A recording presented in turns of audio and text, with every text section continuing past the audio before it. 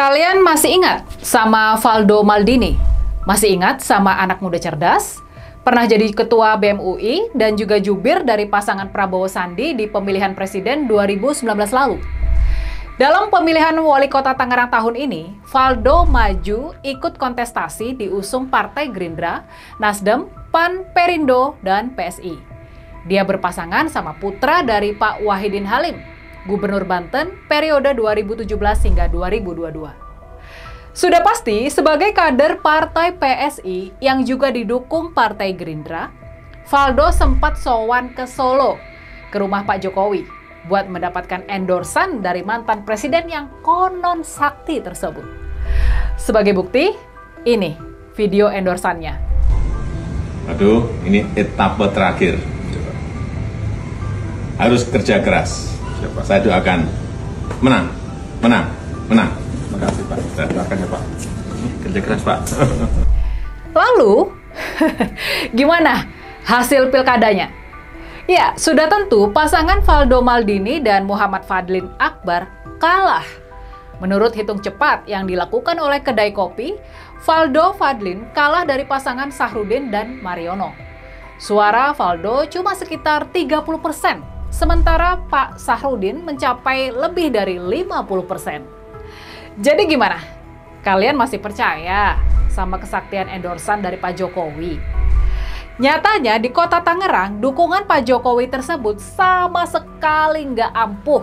Dari kota Tangerang, kita berpindah ke kota Bandung. Di kota tersebut ada pasangan calon Arfi Rafnialdi dan Yena Iskandar Maksum. Pasangan ini didukung sama Partai Golkar dan PSI. Sama seperti Valdo Maldini, pasangan Arfi Yena juga sempat berangkat ke Solo buat mendapatkan endorsan dari Pak Jokowi. Ini videonya. Kang Arfi, Teh Yena, saya titip kota Bandung. Utamanya yang berkaitan dengan kemacetan, berkaitan dengan air, yang berkaitan dengan sampah. Betul-betul agar diperhatikan sehingga tata kelola kotanya menjadi lebih baik. Siapa? Gaskeun. Lalu gimana hasil pilkada kota Bandung kemarin? Ya, sudah pasti. Seperti yang dialami sama Valdo Maldini di kota Tangerang, pasangan Arfi dan Yena juga kalah. Mereka ada di urutan ketiga perolehan suara. Kalah dari Kang Farhan yang diusung sama Nasdem dan PKB, dan juga Pak Haru dari PKS. Kekalahan pasangan-pasangan calon yang didukung sama Pak Jokowi juga terjadi di Jawa Tengah, di daerah yang konon adalah pusat kekuasaan dari Pak Jokowi. Mau buktinya? Buktinya ada di Kabupaten Karanganyar, kabupaten yang berbatasan sama kota Solo. Untuk Pilkada Karanganyar, Pak Jokowi memberikan endorsan buat pasangan Iyas Akbar Almadani dan Tri Haryadi yang diusung oleh Partai Golkar, Demokrat, PAN, PKB, dan Nasdem. Tapi waktu pemungutan suara, pasangan tersebut kalah telak dari calon yang diusung sama PDI Perjuangan, Gerindra, dan PKS, yakni pasangan Robert Kristanto dan Ade Eliana. Terus ada juga pasangan calon Bupati Temanggung. Ada pasangan Muhammad Al-Hazik dan Bimo Alugoro yang didukung sama Partai Golkar, Nasdem, dan PAN. Bupati Temanggung periode 2018 hingga 2023 ini juga sudah sowan ke Solo dan mendapatkan endorsan dari Pak Jokowi. Nyatanya, walaupun dia adalah calon petahana, dia adalah calon incumbent, ternyata tetap saja Pak Al-Hazik kalah dari pasangan Agus Setiawan alias Agus Gondrong dan Nadia Muna yang diusung sama PDI Perjuangan, P3, PKS, dan Hanura. Jadi gimana? Apa kalian masih percaya kalau Pak Jokowi punya kesaktian buat membantu memenangkan pilkada? Apa kalian masih yakin kalau endorsan Pak Jokowi memang masih ampuh? Lihatlah fakta-faktanya di lapangan. Lihatlah apa yang menimpa Kang Ridwan Kamil di pemilihan Gubernur Jakarta dan juga Pak Romi Haryanto di pemilihan Gubernur Jambi. Mereka sama-sama calon gubernur yang didukung langsung sama Pak Jokowi. Pak Dirman, saya titip Provinsi Jambi. Siap. Utamanya tata kelola pertambangan harus diperbaiki. Kemudian yang kedua, tata kelola anggaran juga harus diperhatikan agar lebih baik.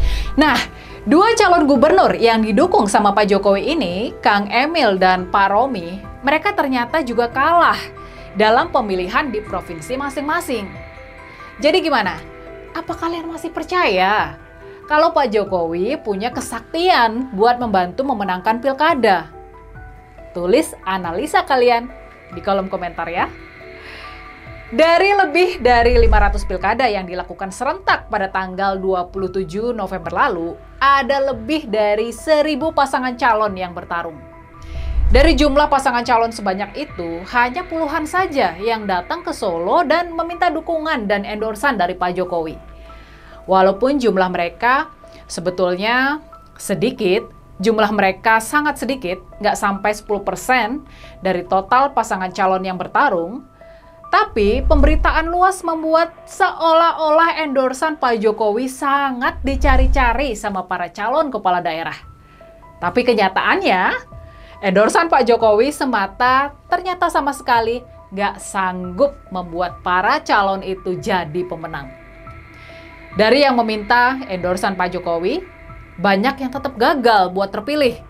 Seperti Valdo Maldini di Kota Tangerang, Arfi Rafnialdi di Kota Bandung, Ilyas Akbar Al-Madani di Karanganyar, Muhammad Al-Hazik di Temanggung, Kang Emil di Jakarta, dan juga Pak Romi Haryanto di Provinsi Jambi. Jadi kalau bukan endorsement dari Pak Jokowi yang ampuh, apa yang bikin Pak Ahmad Lutfi menang di pemilihan Gubernur Jawa Tengah dan Agus Irawan, adik dari ajudan Pak Jokowi, menang di pemilihan Bupati Boyolali? Apa yang membuat nasib mereka berbeda dari Valdo Maldini, Kang Emil, dan kawan-kawan? Nah, kalau soal ini kita harus ikut menghitung soal faktor keterlibatan parcok alias partai coklat dalam memenangkan pilkada, sebagaimana dalam memenangkan pilpres lalu. Ini yang sekarang sedang ramai dibicarakan, soal parcok alias partai coklat yang sudah banyak disebut-sebut dan dibicarakan sebelumnya.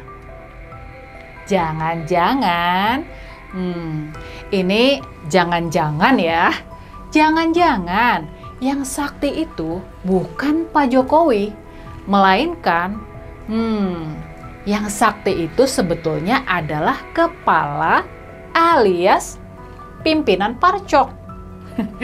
Ini jangan-jangan ya, ini jangan-jangan loh ya, belum tentu benar juga. Gimana? Kalau menurut kalian, tulis di kolom komentar.